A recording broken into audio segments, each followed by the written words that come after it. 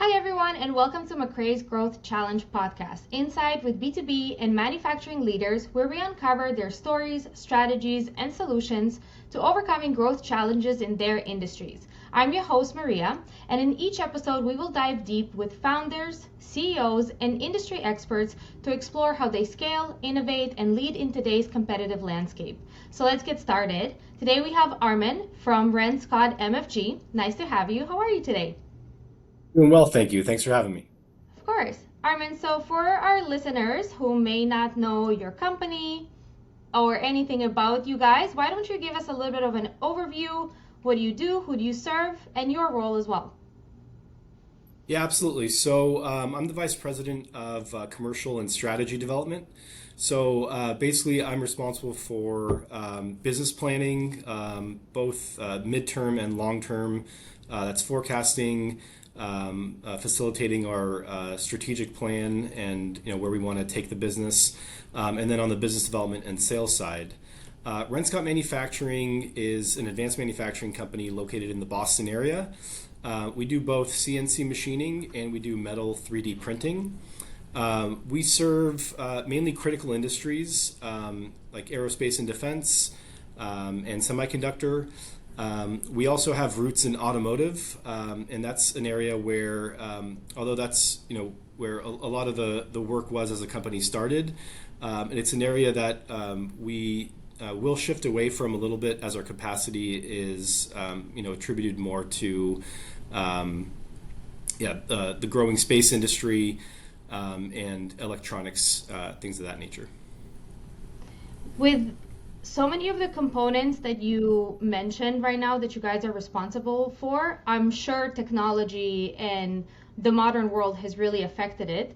When you think about, let's say, modern manufacturing and the strategies that you're trying to implement now, what like a modern manufacturing company would look like to you? Yeah, there's a few things. So one is adopting sorry. Um, One is adopting digital technologies. So getting away from getting away from paper and really leveraging computer systems.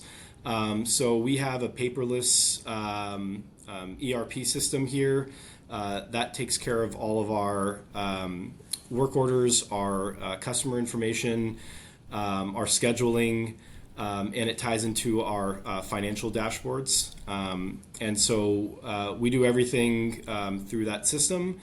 The other thing would be looking at model-based definition.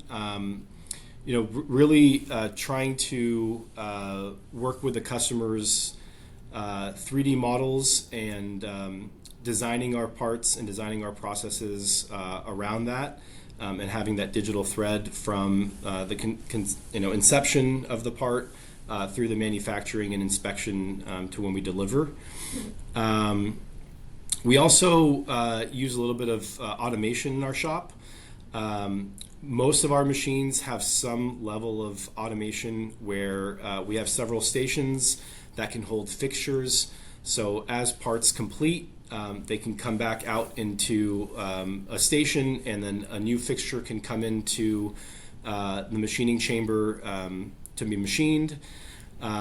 We have work centers that have full automation with robots, where we have a program that can pick up a pallet with a fixture, take it to a machine.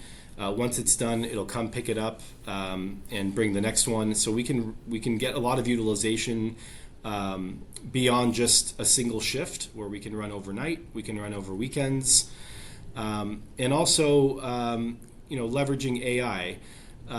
Whether that is sensors that might be able to help us with preventative maintenance, so that we can get ahead of any replacement parts or repairs before something happens and a machine is down.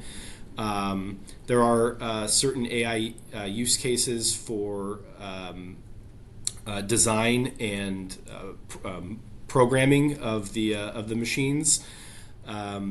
We leverage it on the estimating side. We use a estimating platform where the system can read the customer models and prints and put together a manufacturing plan based on our equipment and our shop rates.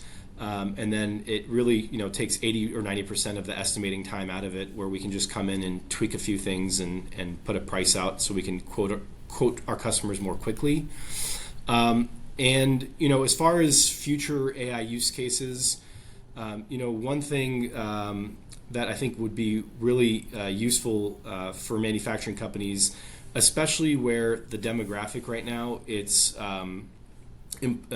employees that are aging and nearing retirement, and there may be a big exodus as far as the workforce goes, and so attracting new talent, that's a totally different conversation. But a lot of companies have some rich tribal knowledge from these long tenured employees. And you can't just rely on somebody passing that information from generation to generation. A lot of those things get lost, and sometimes that's kind of the secret sauce of a company.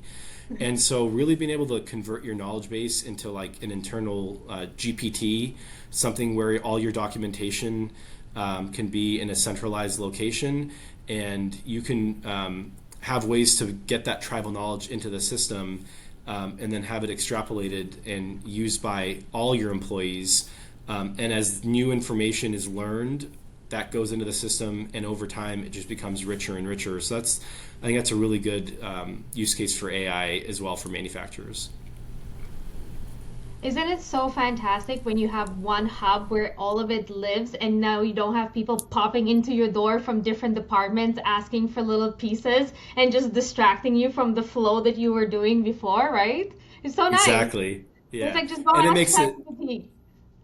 And it makes it searchable, right? So if you have Yes. documents in your system, but you don't know what document you're looking for, what to ask for, it's an easy way to put in some keywords, and you have multiple sources that can feed that information. Yeah, and you can ask it to also like research the data and analyze it and extract anything that is not up to certain standards, which which obviously makes your life so much easier, especially like I think high level positions, right? Like you are trying to see more of the bigger picture, like you want to almost have bird's eye view, right? So having data that you can just basically just type in and ask it to do any type of calculations, any type of numbers right on the spot, like it's just so helpful. Yeah. Yes, Um, absolutely. yeah, for sure. I have a question for you. So a lot of the things that you were talking about and mentioning, which are amazing, it sounds like your internal operations are becoming so much better, because you're removing errors that could happen, lead time, like people get sick, right? Like basically a lot of automation where you're basically able to work a lot more efficiently for longer hours. You can give your customers better answers, right? Like you mentioned, and this is something that is very repetitive with a lot of manufacturing companies. It's like, how quickly can you get a quote to your customers? Right. Because sometimes it takes like just the sales cycle of a project could be taking months. Sometimes your aerospace, I'm sure there's like military, government, there's so many layers to it, right? It's not that easy. It's a long process. Um, Yes. yeah. So I do hear that a lot, the competitive advantage of being able to get your quotes out faster. But what else these systems and processes have helped you with when it comes to delivering services and products to your customers? How is that improved? What else has gotten better? Well, I think from a machining standpoint, hitting your dimensions is very important. Obviously, you have to make a part that's to print and that's correct and within all the tolerances. So one thing I could see is as you feed the system information about your past performance, you have a part number A that you've ran 1,000 pieces of, and you inspect all the parts, or you have some kind of lot sampling from a CMM inspection. It can pick up all those data points and record what dimensions and tolerance that you've hit across all those parts that you've produced. and really give you a rich data set of like, one, statistical process control. Do you know that what you have built out in your shop, your programs, they can repeat, right, over and over again, making the same part the same way within a certain tolerance band. And two, just like giving you that confidence that if you get another part that's similar or has certain features that your system recognizes that you've been able to hit those dimensions or those features repeatedly, that it gives you the confidence, one, to make the part, two, it can feed back in your estimating process that you can more accurately quote the part. Because sometimes when you have a difficult feature, you might be very conservative because you're not sure exactly how it's going to go. The more conservative you are, the less competitive your quote might be. So this might allow you to be more accurate in your quoting, and from the get-go, be more aggressive or provide you with a more competitive quote to your customer. But also having that data in house, I think also allows you to plan your shop so that your rates are correct. You can schedule with more accuracy, and you can make sure that your capacity, your view on capacity is correct, so that you're out there quoting more work. You don't ever want to be in a situation where you think your shop has less capacity than it actually has, so you're not being more aggressive to go book that work. So I think, having the data, one, in inspection, but also having machine monitoring so that you understand what your uptime is, what your cycle times are, and how accurate that is to what you have estimated. All that information can go a long way in having a better profile of your company and make your quotes better and better over time. I have to share a personal story with you now that I hear you talking about this. So my family, I actually come from a family of engineers. So my dad is a CNC programmer and my mom works in quality assurance in an aerospace company. So their background is in manufacturing. And I remember when I was a little kid, I would sometimes go to work with them, and my mom, she would have like stacks of like tiny little parts that I would be like, what is those? She's like, those cannot go out. Those have mistakes.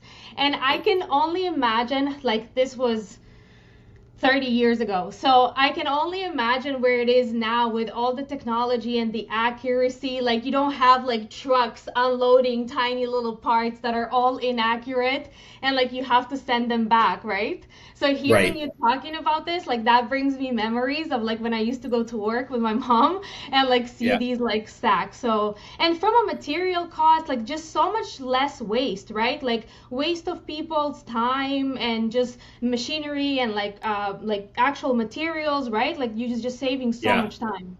Yeah, it's a good point. I mean, you remind me of a couple more things that I could just add is, especially on like machine monitoring, if you can have, sensors on your tooling to understand like how quickly they're wearing out, now before that tool wears out that you need to replace it without having to find it in inspection. And the worst thing to happen is that you produce faster than you can inspect. So now you have a worn out tool that it didn't just make one part that you caught in quality, it made a whole batch, maybe 50 or 100, and now you're sitting on all that material that's scrap because you weren't able to identify a tooling issue sooner. And I think, that's really important to avoid, like you said, the truckloads of scrap parts. The other thing is, in a past company, there used to be kind of like a wall of shame, all the parts that we had defects on, and we would use that to show new operators, here are the mistakes, or here's something common that you should see on a part like this as like an education. I don't think that's a bad thing, but I think certainly in today's day and age, you can leverage technology to train those new employees rather than having to see, past mistakes necessarily. Wall of shame. I like how you named that. So now that the machinery is like taking such a huge the technology is taking so many roles for you. Now you have, like you said, more time to get out there and get more quotes. What is the future of getting quotes for manufacturing is looking like? Because you mentioned we have an aging, basically top level executives who are exiting, and now you have people coming in. Their ways of searching for business is different. How do you see that affecting the manufacturing, or even more specifically your own company? I think it's part of a broader trend of where, data is really what drives the decisions. So whereas maybe in the prior generation, prior there being as much data or, computer systems that are able to analyze that data as well as we have it today, executives or leaders had to rely more on instinct or, past experience. Where I believe that will always be important. I think nothing can really replace having experience in certain situations where you're able to make a judgment call. I think in today's world, being again able to leverage digital and technology and data, you can make better decisions and more data-driven decisions that are objective rather than just somebody's feeling. Or you can have a leadership team that has the experience. They can look at different sets of data and they can infer based on their experience, and using their best judgment, which decision to make. But again, it's based on that data. So I think companies, maybe aging companies or legacy companies that haven't invested in that, and that are still working on paper and maybe not being able to collect information, like companies that have adopted more of a digital environment, they're going to have a difficult time adapting because they're going to have to continue to rely on people, and having to hire somebody that has good judgment rather than finding a software solution that can distill their data to make better decisions and help their leaders make better decisions. So I think that's really important with especially companies that maybe are have an aging workforce or that aren't investing. What about like actually finding new business? Do you think a lot of it is still going to be word of mouth, or do you think, and let's say trade shows or personal relationships, or do you think the manufacturing industry is also going to adapt, I would say, some of the marketing and sales techniques that other companies use that are a little bit younger? I mean, I do absolutely think that human interaction is still going to be around. I think going to trade shows is still going to be a valid avenue to promote your company and get the word out. I think with technology, you can develop products faster and you can fail faster, and you can better tune your solution to your customers' problems by being able to leverage new technologies, new softwares, and really understanding how you can shape your solution to their problem.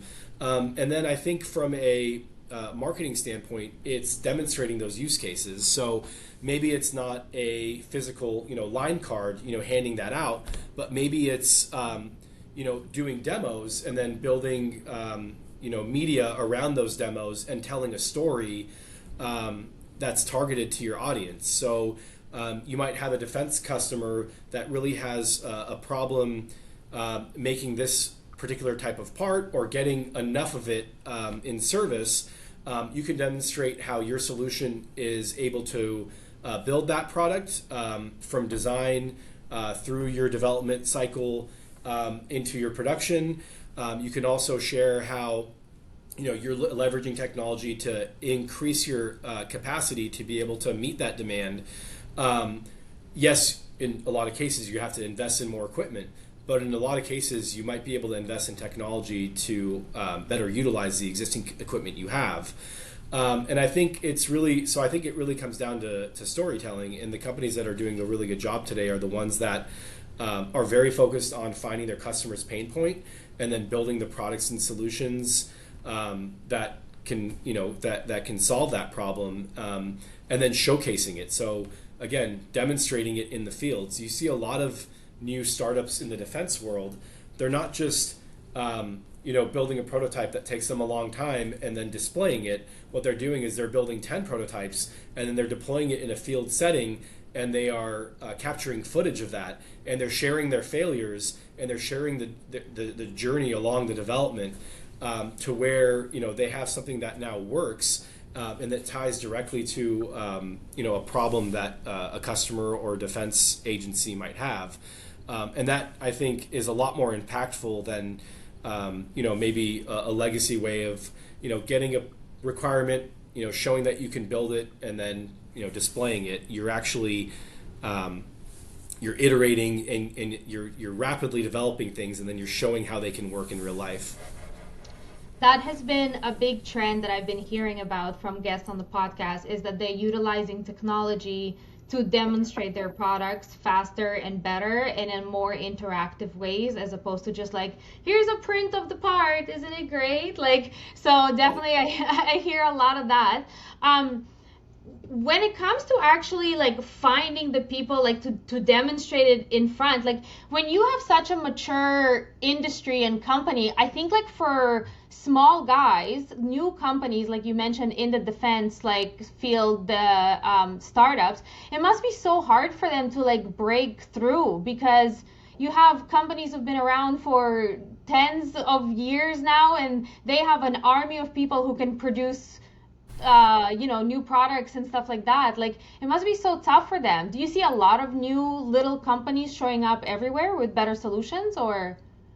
I think so. I mean, there's a handful of defense primes. They're huge corporations. They've been doing this for years and years, and they have the talent base, and they have certainly the finances to be able to continue in that. But sometimes with that comes a bureaucracy, and it's hard to move fast. So I do see, new entrants in defense, especially. I think Anduril is a perfect example where they came on board. They demonstrate new technologies and solutions, and they're able to develop it very quickly and deploy them much quicker than some of the legacy OEMs. So I think it's a really vibrant space right now where the smaller companies and new entrants can actually make a bigger impact.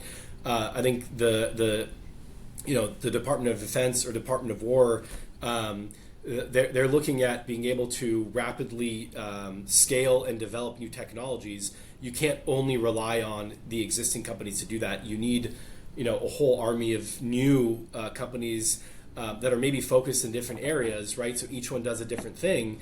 But I think that they can find success if they're very focused, and you develop a technology, you demonstrate that it works, and then you have to get the funding for it. But once you do that, you can scale that up and really deploy solutions to the government, or even the commercial space that maybe current legacy or larger suppliers may not be able to be as agile and be able to adapt to that changing landscape as quickly.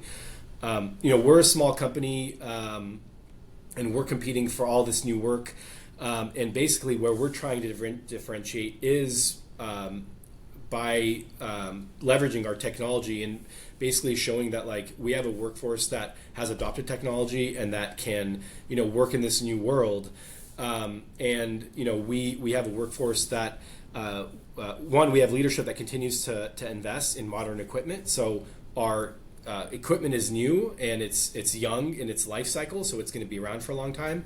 But also, we are actively hiring talent, training them out of school, hiring from trade schools, and we have employees that are going to be working for the next 20 or 30 years. So it's really kind of that next generation of manufacturing workforce that we're trying to leverage.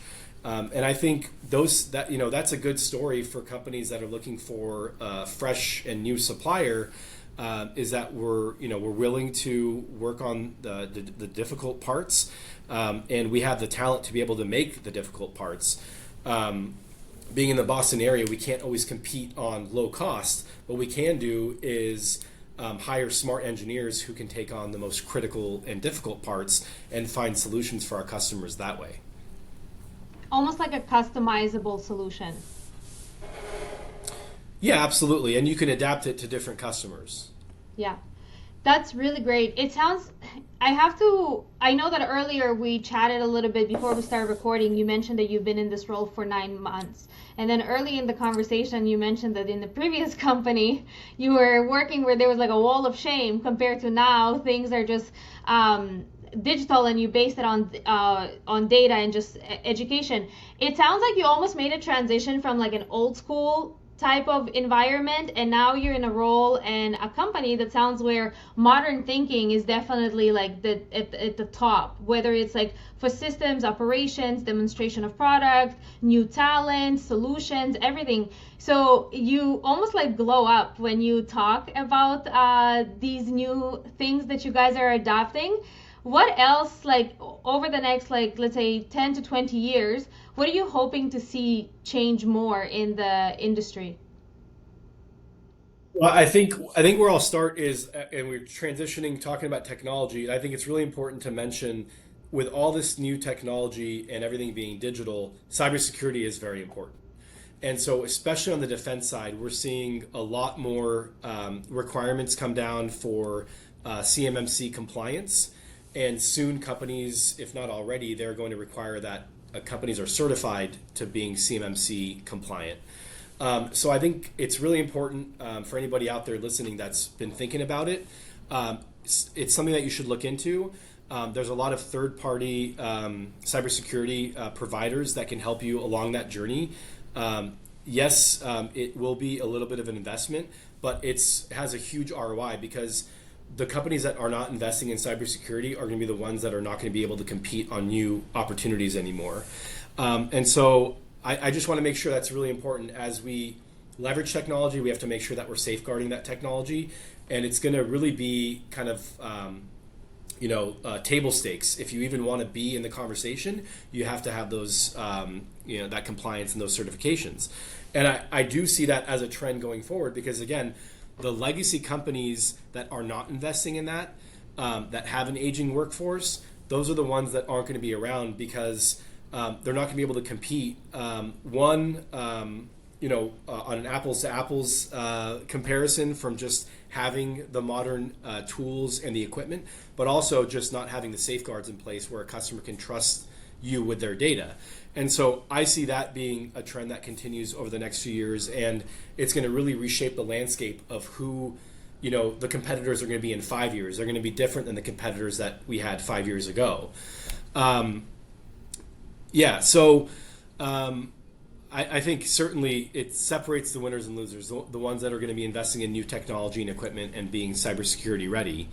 I think, looking forward, training is a big one. So again, 20 or 30 years ago, being in manufacturing, being in the trades, that was a very noble,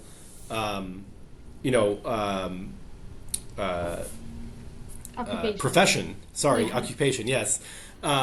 And I think we have to get away from the stigma that, you have to go get a 4-year degree, get a college education. Sorry, I have to pause real quick. I'm sorry. Can you do that? Yeah, for sure. I wanted to leave enough time so that you can edit it right there. Yeah, And I think for I sure. know. Yeah, I think I know where I yeah, left. it'll be cut. Yeah. Yeah, I should have plugged in my computer. I'm sorry. I'm about to run out. Yeah, I take a wanna run second. out. That's okay. Yeah, Yeah. take a second.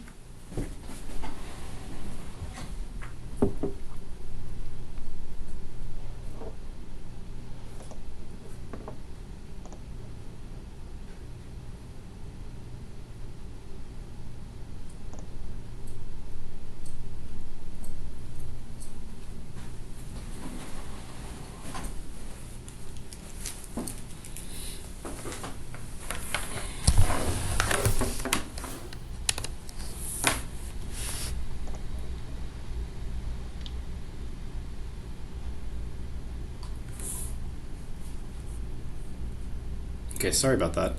That's okay. No worries. Okay, so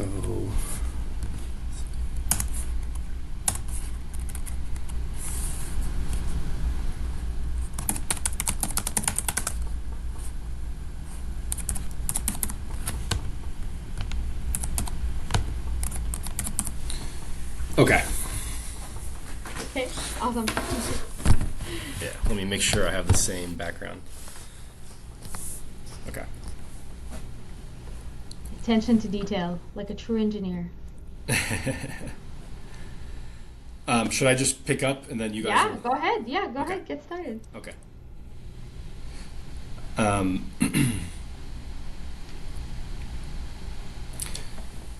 So I think it's really important that we continue to invest in workforce development really at an early age. So in the high schools, in trade schools, making sure that people know that getting into manufacturing, it's a very good career. I think that's going to be really important because as much as maybe automation will be able to supplement some of the gap in workforce reduction that I believe we're going to see with a lot of people retiring in the next 5 to 10 years. There's still going to be a need for hands-on labor in the manufacturing environment in the shops, and being able to have skilled tradesmen. That's never going to go away. So I think kind of looking forward, it's investing in that training and technology early on so that people that are coming into the workforce, one, know how to use physical tools, but also know how to use digital tools. Yeah, absolutely.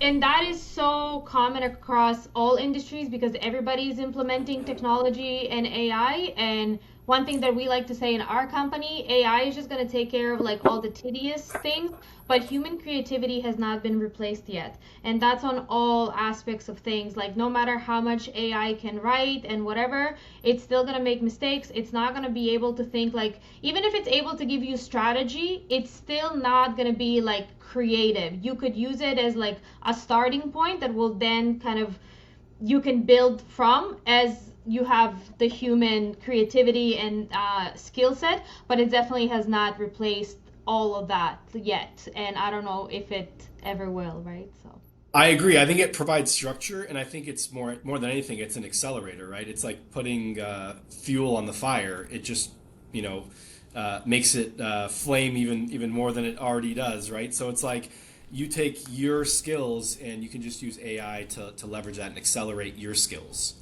yeah, absolutely. Well, Armin, thank you so much for today. Yeah, thank you very much for having me. Yeah, of course. All right, have a good one. All right, I'm take just care. gonna Bye. stop it.